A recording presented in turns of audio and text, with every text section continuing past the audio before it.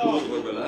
অশেষ ধন্যবাদ জানাচ্ছি আমাদের আলোচিত মানুষ হিসেবে একজন উপস্থিত আছেন মেসেজ ভাই ভাই ট্রেডার্সের অনারেবল পার্সন। ভাইজান আপনার নামটা একটু বলবেন। মোহাম্মদ মনিরুল ইসলাম।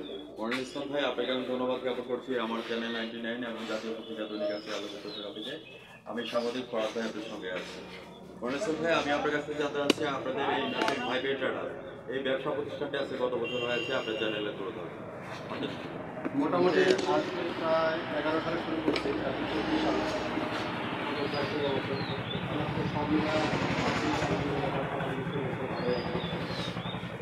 এই বছরেই সবজির যে অবস্থান তাতে হচ্ছে